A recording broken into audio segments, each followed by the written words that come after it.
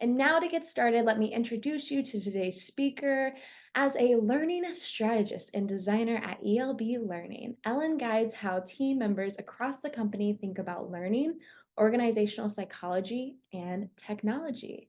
And with that, here's a warm welcome to Ellen Burns Johnson. Thanks, Liz. Okay, can everyone hear me all right? All right, perfect. So I'm just going to share my screen here and we'll go ahead and get started. I always find that if you sing at the computer, it works a little better.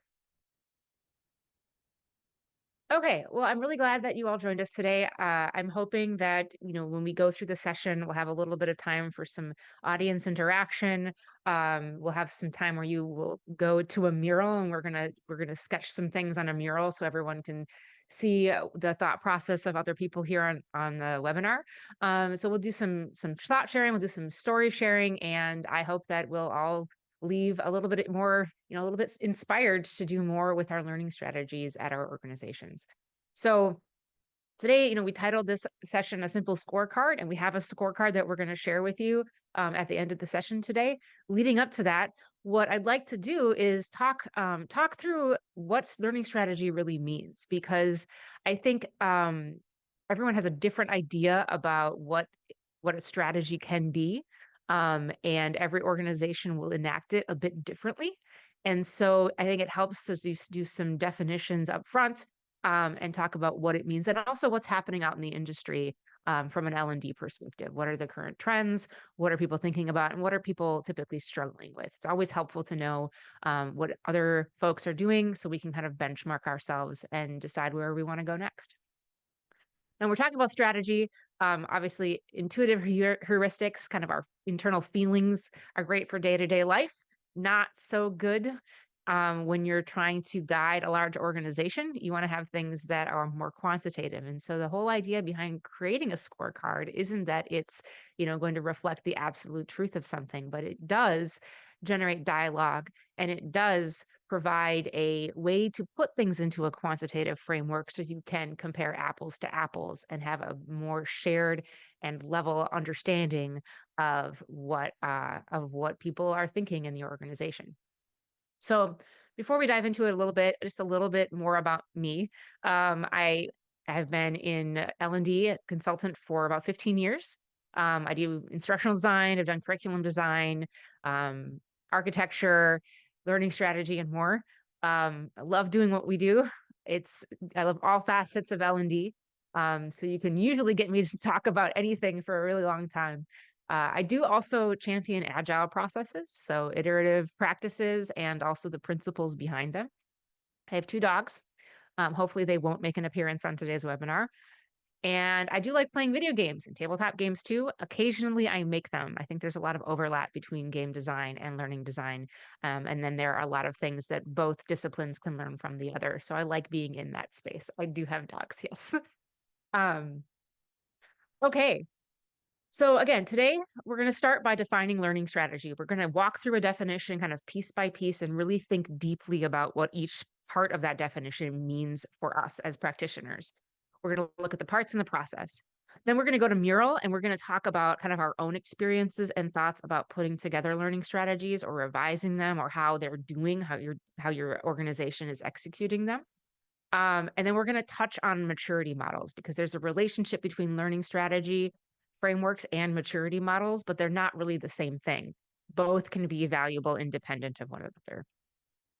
Then finally, we'll touch on some best practices for crafting or refining that learning strategy with the scorecard in front of us. So we will do that quick tour of the scorecard. We'll give it to you guys to take away with. If you want to give it a test run, we'd absolutely love to get your feedback on it. This is kind of a new tool, and you are all kind of in the early access of this particular tool. Okay. So with that, let's talk about what learning strategy is. So I want to talk about, it's kind of a long definition and it's complex. It is a learning strategy as a comprehensive plan that outlines how an organization will develop its employees' skills, knowledge, and capabilities to support organizational objectives and drive overall performance. Now, this is very internal focused. You can totally have a learning strategy as a product strategy as well. If you're familiar with the platform Brilliant, they have a learning strategy for their users, right? Because the users are part of their product. Product is something that the users engage with. They probably also have a learning strategy internally so that their own employees can continue to develop. So I'm not trying to say learning strategy is only inward focused, but that is what we're going to be focusing on, or what we're going to be talking about today. So, oh yeah, good point, Glenn. Some of you might have to leave early. All the links and the thing and the recordings and the slides will be available from Training Industry, and we've embedded the links to the resources in the deck. So even if you can't stay till the end, you will be able to get your hand on those resources. And of course, you can always email me too after the fact, and I can send them to you directly. Happy to do that. Cool. Thanks, Glenn. All right. Let's talk about the definition and kind of break it down. So the first thing I wanted to highlight in this phrasing is comprehensive. What we mean by comprehensive, right, is all encompassing. It's of large scope. And so when we're talking about a learning strategy for an organization, we're typically talking about something that looks at the employees in the organization as a whole, not necessarily in a specific division. You could have a learning strategy for a specific division and then a different strategy for another division. Everyone's situation is different.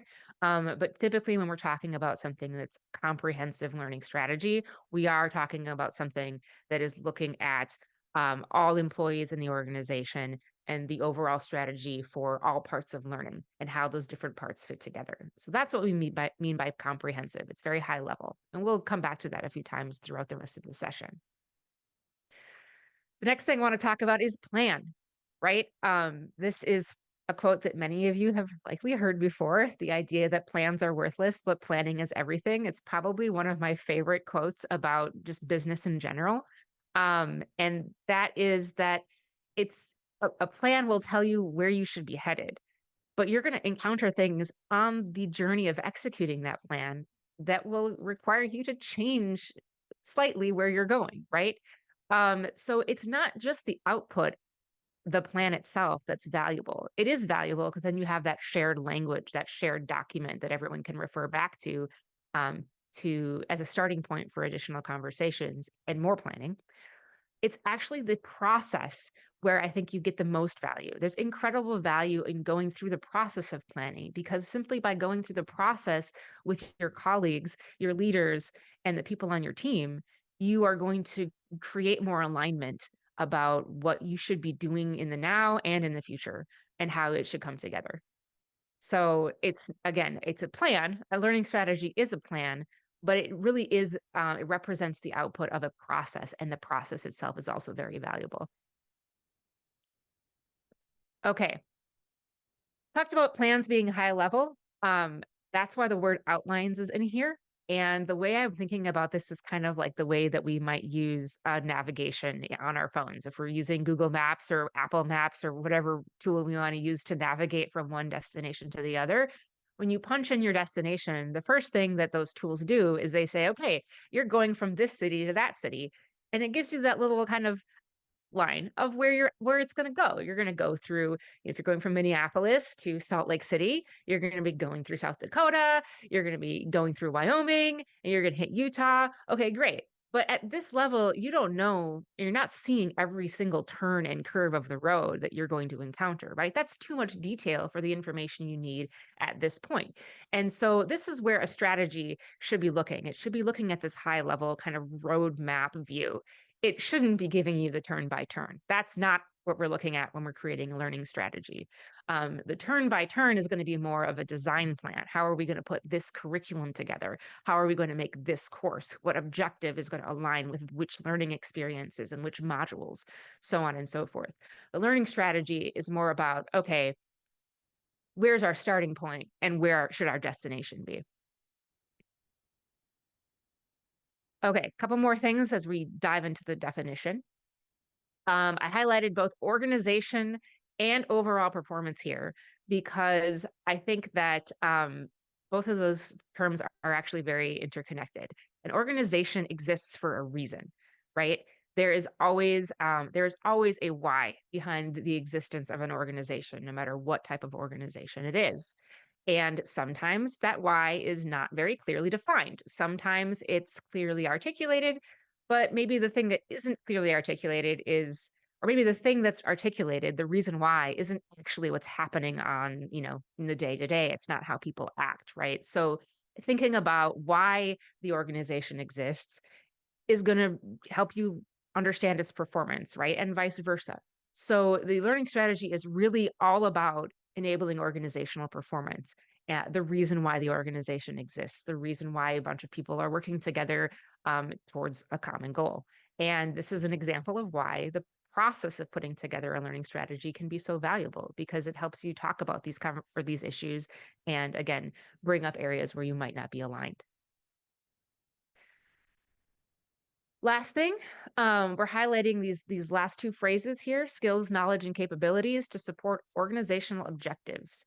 Right. So when you're talking about your organization's why, purpose, that's your overall performance, right? That's how that ties in. You're not going to necessarily all be aiming at only those metrics or only the overall performance, whether that's the number of users on your platform or your revenue or your profits.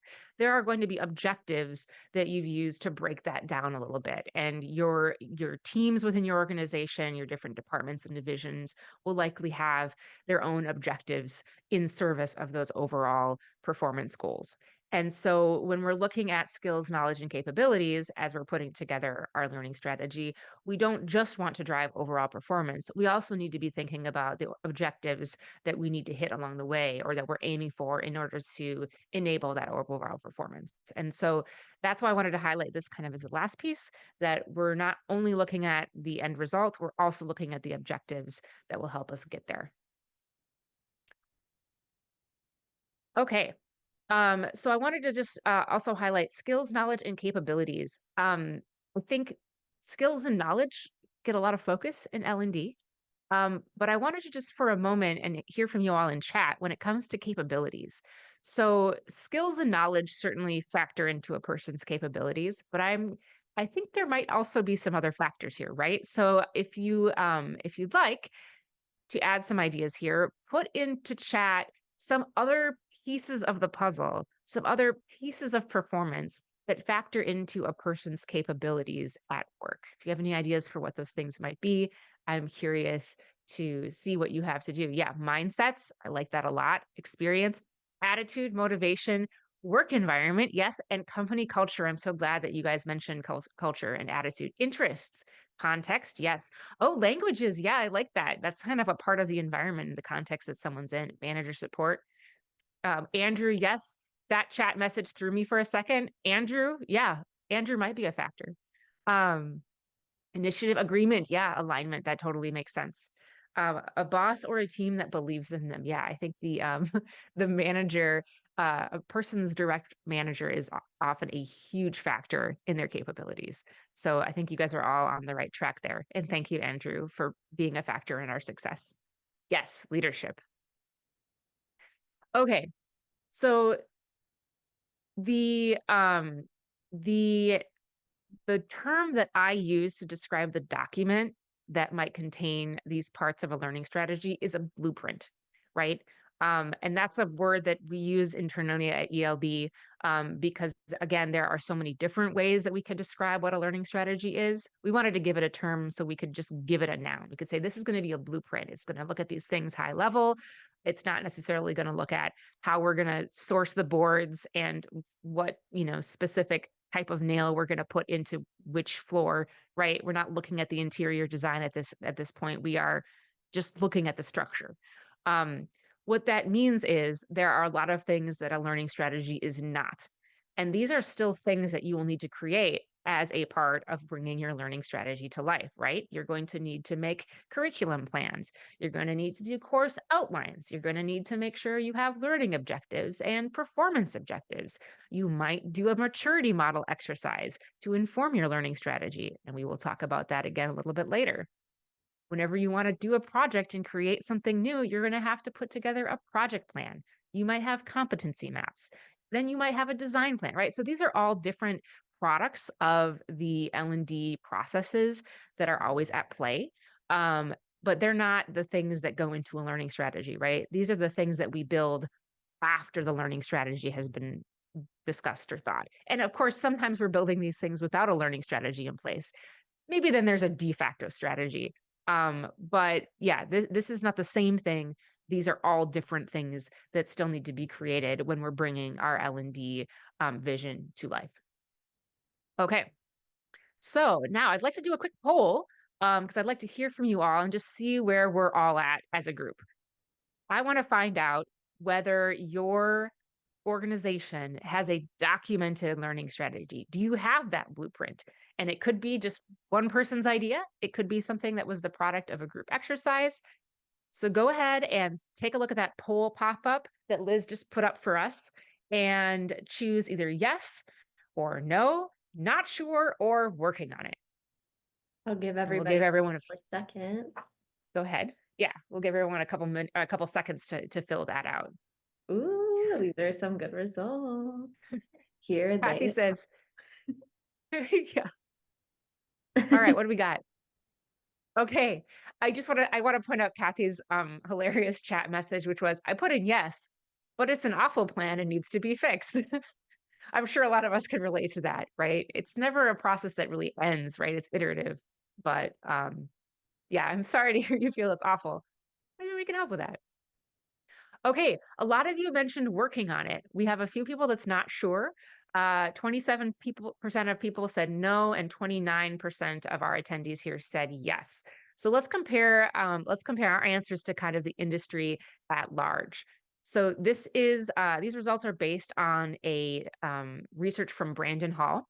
And when they asked this question out in the broader industry, they had many more people responding yes than no. Now, to be fair, we had a couple more options. We had yes, no, not sure, and working on it. And so it could be that some people who are saying working on it in our session might have responded yes in their survey. But yeah, I think that's a little interesting. I think it's really interesting to us that the people who said no is roughly in line with what they found in their survey, about 22% compared to our 27%. Fascinating. Okay.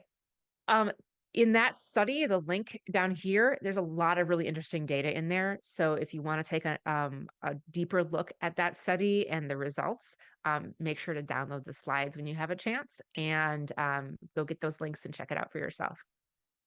Okay, let's do a short Q&A break so I can have a sip of my coffee. And let's go to Liz. Liz, are there any questions that came in through the Q&A panel? Yes, ma'am. We did have one question. Oh, my document just went away. Why would you do that to me? Okay, I apologize. I will get my crap together in a second. I don't have any questions right now, but we do have one. Let me go dig it up for a bit. Oh, I did just see one pop up in the Q&A panel from Andrew. So Andrew K asks, what does Ellen mean by a maturity model? Yeah, I'm really glad that you asked that. So we will look at an example of a maturity model a little bit later in the presentation today. But just briefly, a maturity model is there are a few really popular ones in the L&D industry, but this maturity model basically is a way for you to benchmark the capabilities of your L&D organization against other organizations. And so what it basically does is it says, okay, if you're doing these things, you're at a low maturity. You haven't necessarily been around as a department for a while. You're a newer L&D function, so you're probably focused on these activities. As your L&D function matures, you're going to be doing these other activities, so on and so forth. And so it is useful. It is useful in developing a learning strategy to know kind of where you're starting because it can give you a nice idea of where you might want to go next. But that's kind of what a maturity model is, and we'll look at an example later on in the hour. Okay, a couple more questions coming in from the Q&A. Yeah, so Kathy was asking about whether we can explain where we can go again to download slides and examples. We will have a link to our scorecard resource at the end of the deck, but participants will be able to get the slide deck from training industry, right, Liz? Can you reiterate that? Yes, correct. So you will get the recording and the PowerPoint end of day. It will go through your email. So no worries there. You are in, you are all in good hands. Good, thanks. Okay, and then last couple questions coming in from chat and from QA. A couple people asked about benchmarks, right? So benchmarking is a huge opportunity for your company.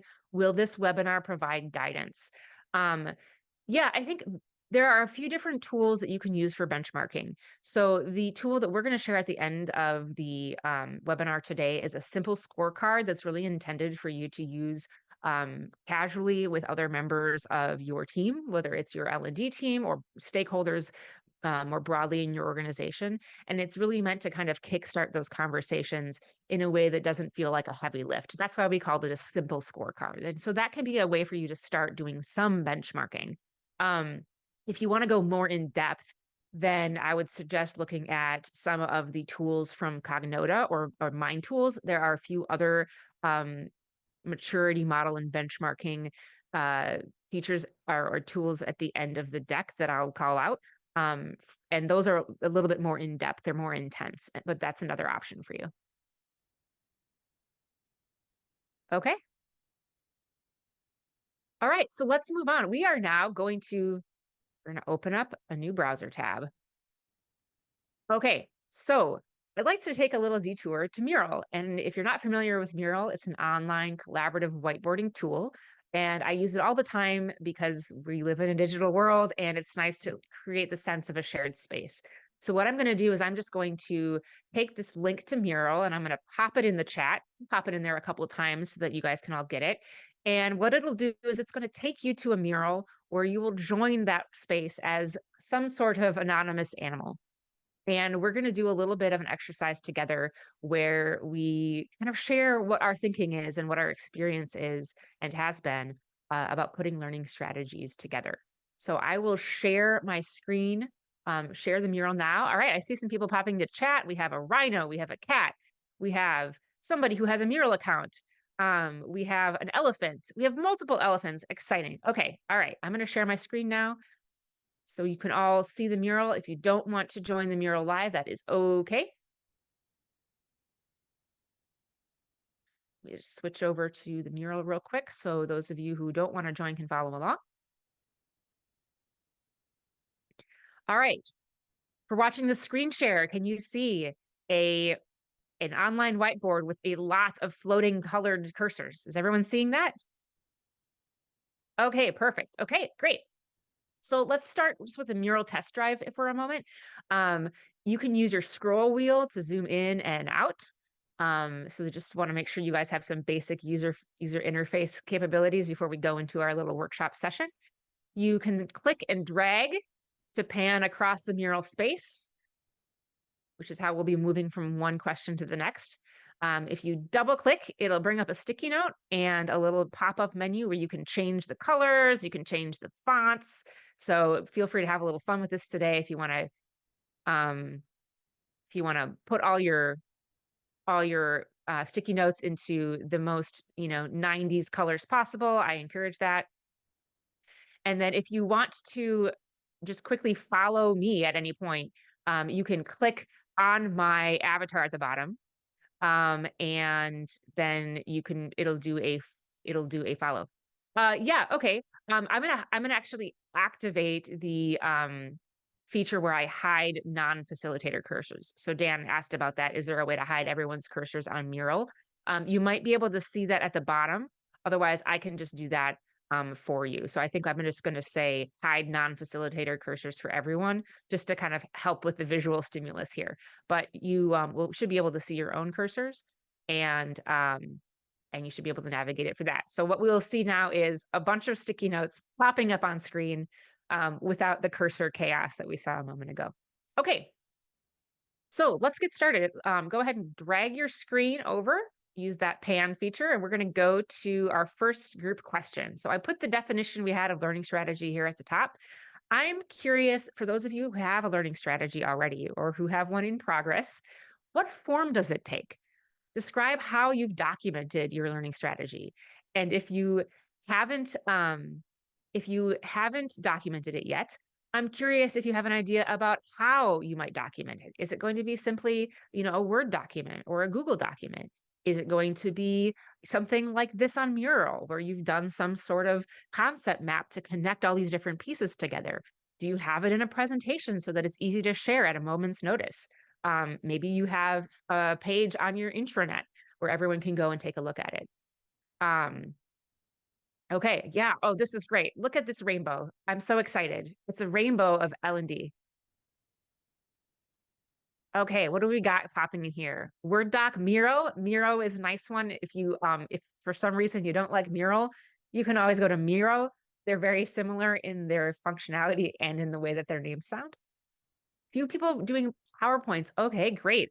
Still working on it, likely PowerPoint and a spreadsheet. That makes a lot of sense, right? You can get a lot of information in a spreadsheet, so you can make sure that you are cross-referencing everything. Few people putting PowerPoints. Notion, oh, I love that tool. I wish we used it more internally. Um, but that makes a lot of sense. And if everyone else is using Notion too, then it makes it really easy for people to reference it. Miro, yep, similar to Miro. Sketch on a whiteboard. Okay.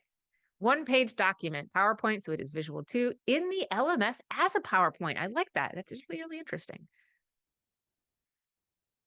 Oh, Goalscape. I'm not familiar with that one. Canva and Word doc, that makes a lot of sense too. So you can see there are some themes here. A lot of people are using just PowerPoint, easy to reference. It's visual, easy to share. We've got plenty of people saying Google Docs. Spreadsheets are coming up a little bit. There's one couple detailed answers here that I'm going to zoom in on. The comprehensive strategy takes the form of a Word doc or PowerPoint and is accessible to all. I really like that. We have this as the form of a document and a graphic that expresses the courses and the rationale. Really great. Okay. PowerPoint starting with a vision for the value and mission, then documented strategy by audience type. I really like these answers. And I really like how varied they are because learning strategy is very contextual, right? Everyone's organization is going to be doing it a bit differently. And the practices and culture in your organization is going to be different. So it's going to take different forms. It's going to be expressed different ways. And to a certain extent, is going to have different information because different, your audience, your fellow professionals in your organization are going to have different things they're curious about. So I'm glad to see this variety. I hope you found some benefit in seeing all the different things that people are doing to document their learning strategy. Let's go to the next one. Okay. What's in the strategy? Describe its contents. Please do not share any confidential information. I understand you are in here as a visiting squid, and that is not your real name. But, we're really just interested in describing the contents, not necessarily copying the contents. Okay.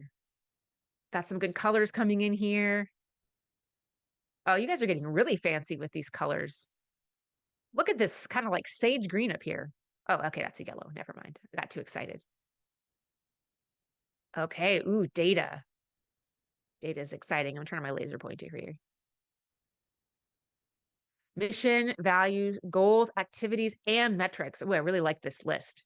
It seems like a lot, but I think it's really important to have a lot of these things in one place so you can kind of create that context for understanding the different levels.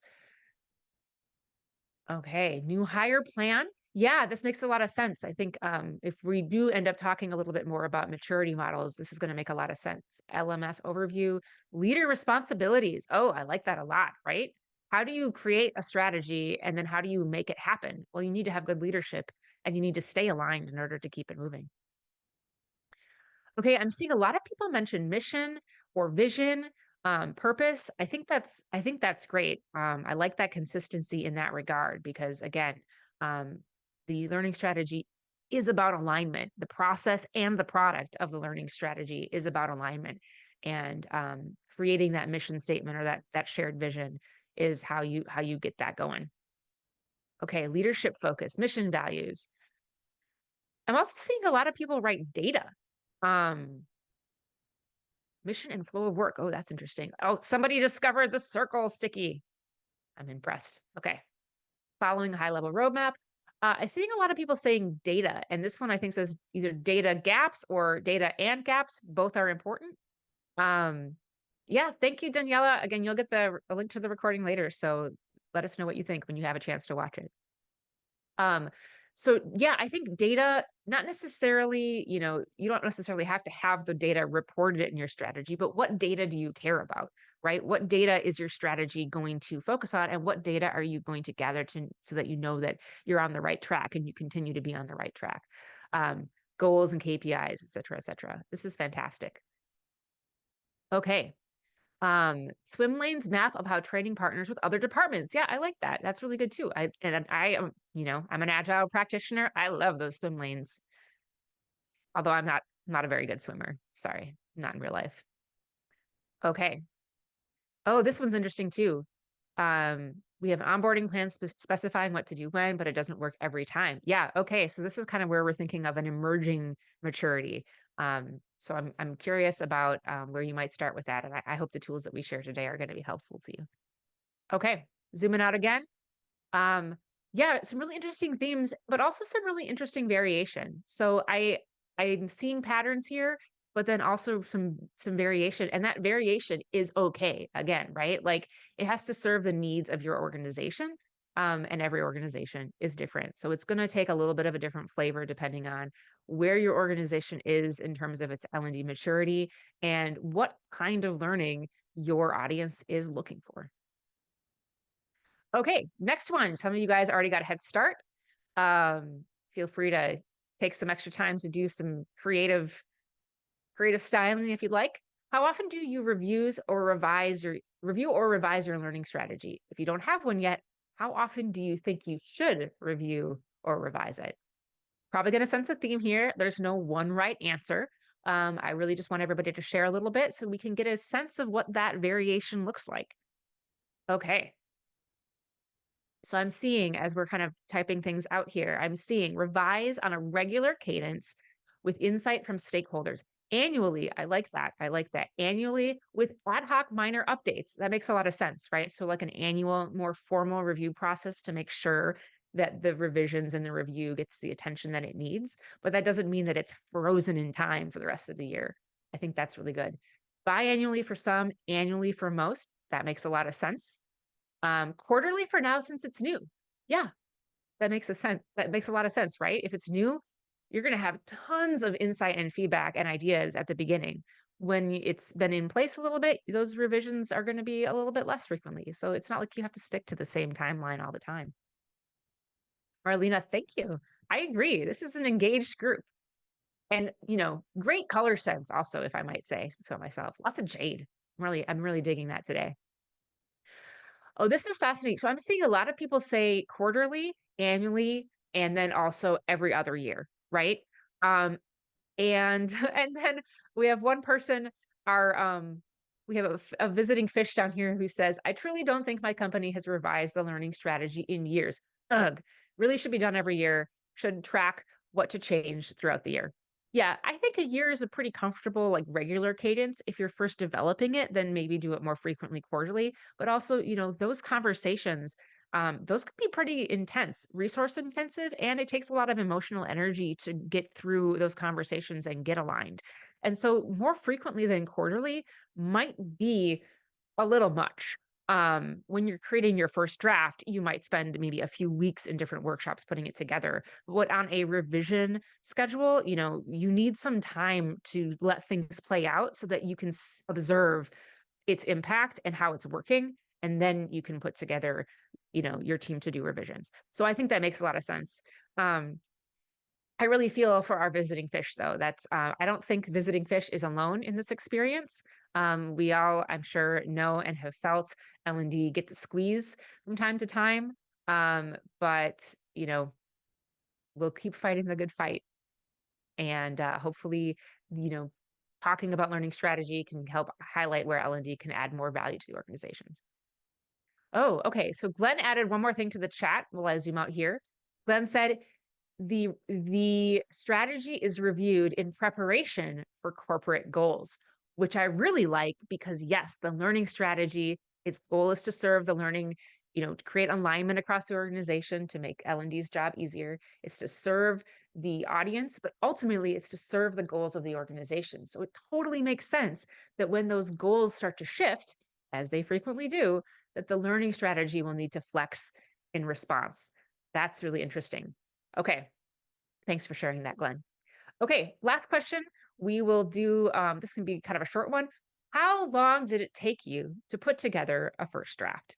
So maybe it has been a while since you created that first draft. So you might say, all right, if you don't have a learning strategy or it hasn't been updated in 12 years, if you were to update it, or if you were to create it from scratch, how much time do you think it would take to put that next draft together or that first draft together?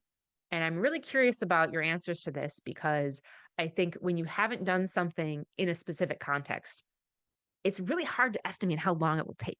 And so I'm hoping that by sharing some of our experiences out loud here, it'll kind of help us calibrate our own expectations. Okay, taking a sip from the Star Trek cup for a moment. All right, 3 to 4 months. Okay. Yep, 3 to 4 months as I have multiple responsibilities. Um, First started with training needs and analysis, then prioritized issues and solutions for a total time of about 6 months. Yeah, that makes a lot of sense. I think it's unlikely in most contexts that you'll be able to work on it like nonstop until it's done, right? Because you need to bring in a bunch of other stakeholders. It's not just you. It shouldn't be just you, right? You need to bring in a bunch of other folks to get feedback, to get their input. Um, and so I think it makes sense that it'll take a little bit because you're going to be kind of working in those fits and spurts. 1 to 2 quarters, 90 days. All right, still working on it. It's been 1.5 years so far, working in little bits. That's awesome. Okay. Oh yeah. Okay. Just started on creating a training course for new products. So we have somebody who's kind of at a maybe an L&D organization that is at lower maturity, which I think is hard to say because it feels like a negative, but that's more descriptive. It's not like you're supposed to be high maturity. It just means you haven't been around very much. You're getting a program started. Gave my team 3 weeks to put an initial agenda together. I love that time boxing, 3 weeks to get a first draft in there. And then once done, they will expand and finish in a 6 month timeline. I like that. I like that approach. Starting with that kind of, you've got 3 weeks, we're going to give you a sprint, get it done, and we'll continue to iterate on it from there. Oh, and then last thing, depending on the stakeholders, we say, yes, it does. Um, it does depend on the availability of your stakeholders. You really can't have a strong learning strategy without that input. Okay. So we will leave this mural up. That's our fourth question. I'm really glad that you all kind of took to it and shared your experiences. I think it'll be really helpful for people to see kind of the range of different timelines and difficulties and challenges that everybody has. We're going to leave this mural up online, so you can come back to that link and you can take a look at what's in here and just kind of get some inspiration and some more ideas about what other people are doing. For now, though, we're going to pivot back to the presentation and we'll finish out the rest of our webinar. Okay, let me stop our screen share here. Okay, bring it back on up. So the one I wanted to share just one more data point from that Brandon Hall study before we moved on. Um, and that is the data that they gathered about how frequently people review and update their learning strategy. So um, we talked about how often you review it, how often you revise it. We saw people saying every quarter because it's new. We said every year, every other year, and it depends on when we're changing our corporate goals. What we are getting from the industry is annually or more frequently about 42%, less frequently than annually about 49%. We had never 3%. So our visiting fish, you're not alone.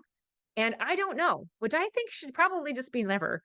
Because if you don't know, then it's probably not getting around to the right people. And if it's not getting around to the right people, you might as well not do it. Um, so I think we break that down. We've got like a nice even split between annually or more frequently, less frequently than annually, and then a few people going, not much, not often. Okay. So I think we'll have another break for Q&A in a second. I see there are some questions in the Q&A panel right now. One of those questions I am going to answer in this moment because I want to talk briefly about maturity models. So we were asking and talking to one another about learning strategies before, right? That's what is our data going to be? What are we going to focus on? How does our L&D um, motion support the goals of the organization overall? A maturity model is different. So a learning strategy is development oriented, right? What the organization needs, what learners need, and how the L&D motion is going to provide that. A maturity model is descriptive, right? It's not going to tell you what you need to do next or how you're going to get there, but it is going to describe the state of your L&D function in your organization and kind of give you an idea about where your areas for growth might be. But it's not very specific. It's not specific to your organization.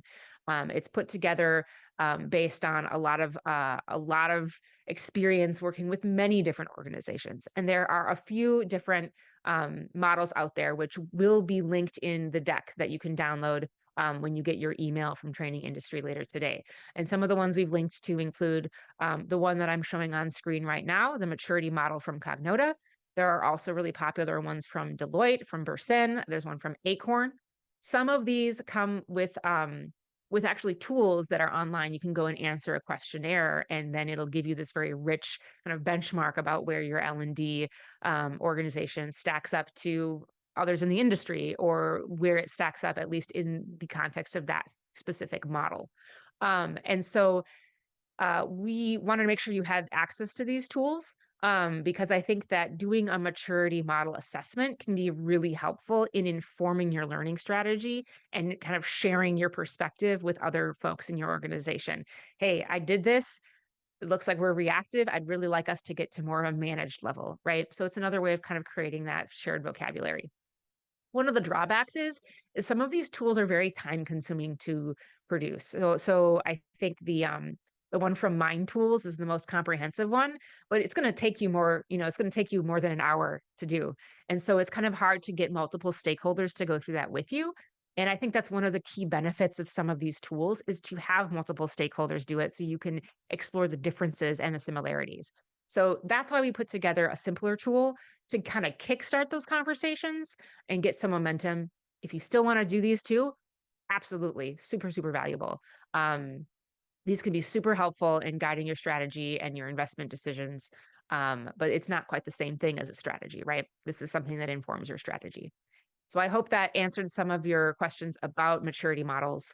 And again, we will have links to some of these maturity models in the slide deck that you'll get from the download later today. Okay, so let's take another short Q&A break. Liz, what other questions have come in on the Q&A panel since our last Q&A break? Yes, I was going to say, Patty popped in asking which stakeholders should be involved with creating a strategy and which should be just told about it. Oh my gosh, that's such a great question. It is. I really feel like I should have put that on the mural. Dang, missed opportunity. We can go back in there and put those ideas if you want to keep doodling, but I can share my thoughts on this. I'm also really curious to hear, from the rest of you if you want to put your thoughts in chat. I think there's definitely something as too many cooks in the kitchen, right? And if you ask for feedback from somebody, they're going to there's going to be an expectation that that feedback is reflected. Some of those expectations, though, can be managed by the way that you get feedback, right? So I think in general, you probably want to have a working group or a committee that doesn't have too many people in it. A half dozen, I think, is, at least for me personally, plenty of minds to manage at that very involved level. You might also find other ways of getting feedback at scale, though, and input at scale.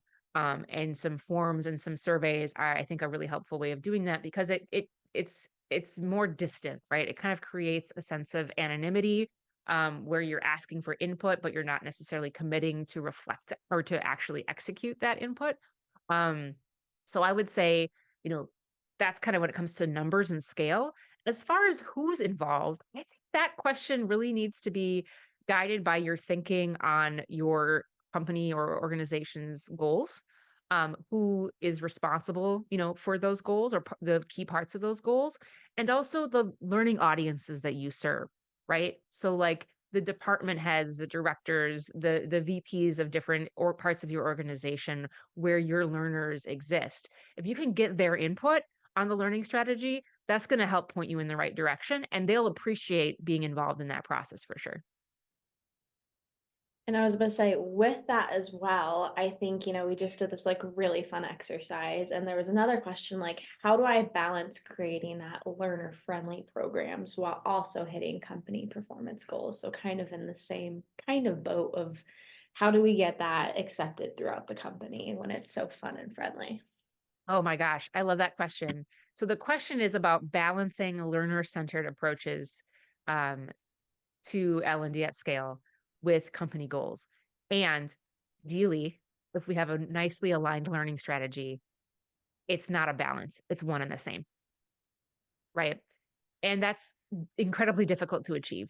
It can take a long time. There's a huge cultural component to that. Um, but I think that's what we should be driving toward, right? We want those things to be one and the same. What's learner focused, what learners want. We want that to be the same thing that helps the company or the organization achieve its goals.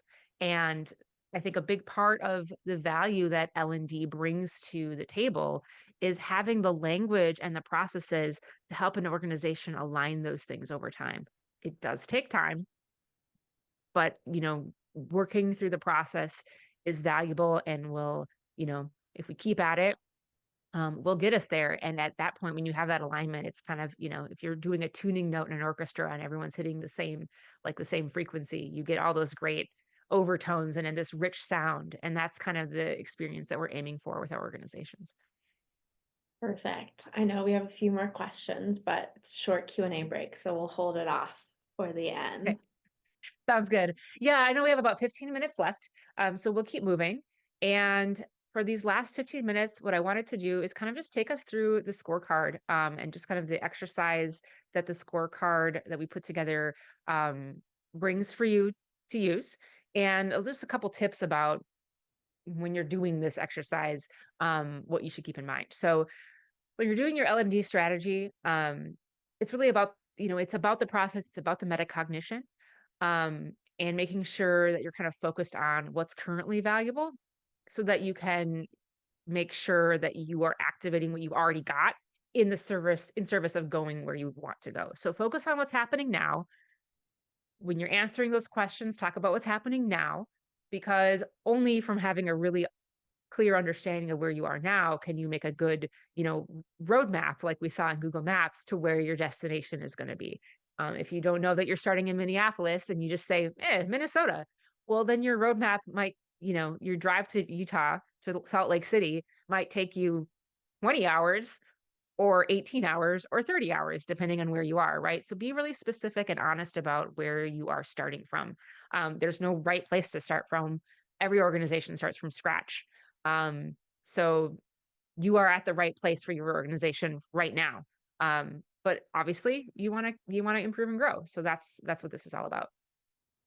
The other thing I will point out kind of as a best practice, there really are no shortcuts. So yes, collaboration might take more time up front, right? Depending on SME availability, maybe it takes 3 months, maybe it takes 6 months, maybe it takes 1.5 years. But it is worth it to make time for that collaboration and get it where you can because it will make the results realer, right? Um, this is all about it really is creating value from the process, not just the product.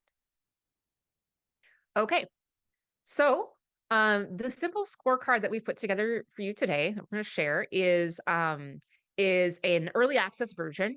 So it's got really light branding, should be very easy for everybody to share. We'd love for you to, take a look at it, use it if you feel comfortable, give us your feedback on, how it worked for you, or if you'd like to see more things added or fewer things on it. Email me. I'll share my email address at the end of the session, and it's linked in the scorecard itself. So if you have any feedback that you'd like to give, positive or negative or whatever, love to hear it from you. And then in the next few months, we will send you an updated version that's a little more user friendly. So it's very short. That was kind of our goal here. We wanted to make something that was really intuitive, easy to share internally, not so big that people have to necessarily book a half a day to complete it. Um, Easy to share so you could get a lot of input. So it includes 15 reflection questions that are broken up into 5 scoring prompts. It's only 4 pages long, and it has 5 ideas for next steps after you use the scorecard to get some ideas. So I'm going to grab our link, and I'm just going to put it into the chat now. Um, Again, if you get the deck downloaded at the end of the day, you will also have links to that. So you don't have to download it now. You can get it later. All right. It's kind of an ugly URL, but there you go. Okay. So we'll just put that in chat. Um, Let me pull up the scorecard for a moment, and I'll just give you a quick tour of that. And then we can wrap up with a few minutes of Q&A at the very end. Ooh, okay. Ah, Jen, can you help us with that? Maybe I shared the wrong link. The link is working for me personally, and I'm using Google Chrome. I don't know if that's Okay. a factor. Okay. If you aren't able to get to the scorecard now, maybe it's a firewall issue. So email me at the end. I'll put the another a QR code on screen in a moment, and you can also email me at the end of the session, and I can send it to you directly if that would work better. Um, are there any? Okay, are there? Yeah. Okay, so some people are getting in. That's good. All right. So I wonder if it isn't a firewall issue. Email me. I'll send it to you directly, or you can download it later once you get the slide deck. Okay. Is everyone seeing the scorecard, the PDF right now on screen? Okay, great. So I just wanted to show you briefly what it looks like, right? This is very clean. We're just keeping it easy because we're in early access and everything. We really just want you to try it out and give us your feedback. Oh, nice, Jen. Thank you. Here's our first category. Here are our 3 reflection questions. This is just to get you kind of anchored in the mindset about, what your L&D goals and objectives are, thinking as objectively as we can about what we've observed in our organization before we do a scale. And it's a very simple scale. 1 needs to work, 5 is great. What's your score? Right? So we just do that 5 times on these different aspects of learning strategy, and then we total it up. We have some score ranges and interpretations. This is not necessarily as robust as some of the maturity models you will be able to access from the other organizations, because this is really about the maturity of your L&D strategy, not necessarily the maturity of your L&D function as a whole. But here are just some ideas about what these numbers and these ranges mean. And then last, we have a couple ideas about what you might want to do when you've done the scorecard, right? One of the things that I am really excited to hear from you on is whether you do a share and compare, right? So you do your scorecard and then you send it to colleagues and say, hey, what was your score? And it's interesting. I think it'd be really interesting to discuss the differences in your overall scores, but also the differences you perceive in these different categories, right? If you rate something a 4 and someone else rates something a 1, well, you have something to talk about, right? What is driving that difference in perception? And that's really the goal of the scorecard, right? Is to spark those conversations and give you an easy way to create some shared language and shared context around learning strategy. Okay. So I'm going to pivot back to the presentation real quick. And Jen did put the PDF in chat if you want to download it directly from chat. Otherwise, we have a QR code here, and you can oop, that's the wrong one. This is the behind the scenes. Stop. This one. There we go. That's prettier. Okay. Grab that scorecard either from the chat or from the QR code. And if you are having trouble with downloads, you can always email me directly later. All Yeah. right, Liz, any final questions? Yeah, we have some that were like, I would love your thoughts on and to dive a little bit deeper. But what's the best way to identify and address skill gaps through L&D, especially for those users who don't have a document, first time getting started, what's the best way to identify? Yeah, that's really interesting. So when it comes to skill gaps, right, I think, we need to figure out what the organization's goals are. We need to figure out how we're measuring our progress to those goals. And then we need to think about what skills are involved in work that relates to those goals. And so this is where a competency model can be really helpful. And that's one of the learning strategy activities that we typically help our customers with, is doing some of that work. Like, okay, who are your learners? Why did you hire these people? And then what we can do is we can look at or create different ways to evaluate competency in those different skills, right? So you can do that sometimes through data that already exists. Sales is always a rich source of data. Sometimes you can peel that apart and get ideas for competency, but oftentimes you can then start creating data through training materials, right? So one example might be, if you have a platform that lets you do asynchronous video coaching, for example, you might create a series of interactions and activities that works on a skill and then just see where people are.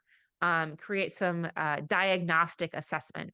Um, and that can be one way that you can start putting together some of that data. Perfect. And depending, we might have time for one or two questions. We had another question saying, are there sample learning strategies that could be shared with us that you have? Yes, I think we can share some of those. We have some examples that have been anonymized or at least built off of ones that we've created for clients. So send me an email and I can send you something as an example. Perfect. And then another question was, what signs show that an L&D program are improving both individually and company performance? So looking at whether the L&D program is improving the company performance and then also the performance of individual learners. Yeah, that's going to be very contextual to your organization, I think. Right. So just kind of building on this last chat message that we saw, you can look at the skills the organization and departments have, where they want to go, how closely aligned with the organizational values and goals they are. But where your organization wants to go is going to be really different from where another organization wants to go, unless you're like direct competitors, right? So it really is going to be very contextual on the organization that you are a part of. And that's why I think it's so essential to do this kind of exercise with other parts of the organization and stakeholders from those different parts, because they will know, hopefully, where you might be able to get some of that data. And you might not have insight into all that complexity or where that data is. So I think it's going to be very contextual based on your business, on your organization, and what you're trying to accomplish. Perfect. And we are coming at time. So all the questions that didn't get addressed, again, please reach out to Ellen for any of those questions on anything scorecard. Just want to chit chat about dogs. I peeped that in the comment. Do it, go for it. But with that, Ellen, is there anything else you would like to leave with for the audience today before we say our goodbyes? No, this was really fun. Thank you all. I'd love to be able to do a mural sandbox on a webinar. So I hope you had fun. And if you have any feedback on the scorecard, please reach out. And also, if you have any feedback on the webinar, I'd love to hear that too. So great to talk to you today. And I'll see you all out there. Yes, I was gonna say, not to assume, but a lot of positivity, a lot of raves, and of course, you always show us the coolest tools all the time. So don't ever miss a webinar from Ellen because you'll learn something really cool.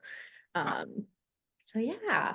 And for everyone else who is still with us, we do have some more up and coming webinars this month. Totally should check out. You can register for these programs and watch past webinars now at trainingindustry.com. All of our training industry webinars are pre-qualified for a credit hour by HRCI, SHRM, ISPI, and CPTM. Just reach out to me and I'll send those codes directly to you. If you're wondering what CPTM is, though, it is our Certified Professional and Training Management program that assists you in developing core competencies that will empower you to manage the future training needs of your organization. So you can find more information at trainingindustry.com/training. Thank you so much, Jackie. I will type that in right now. But with that, thank you so much for everybody who joined our strategy summit last week. We do have, my keyboard's not working. That's silly. Okay, anyways, we do have Tice coming up. It is officially released. So right now, if you go check it out, it is our advanced early bird special. So it is the cheapest you can get a Tice ticket. and I suggest you do it. We got a new hotel, so it's going to be bigger, it's going to be better, it's going to be great. And lastly, that evaluation survey should have popped open in your browser, and we would appreciate your feedback on today's session. Thank you again to our speaker, Ellen Burns, and our sponsor, ELB Learning. And lastly, I thank you all for your time and attention today. I hope to see you next time, and bye, everybody. I'm just going to casually type my email so you guys have that. But I hope you have a wonderful day.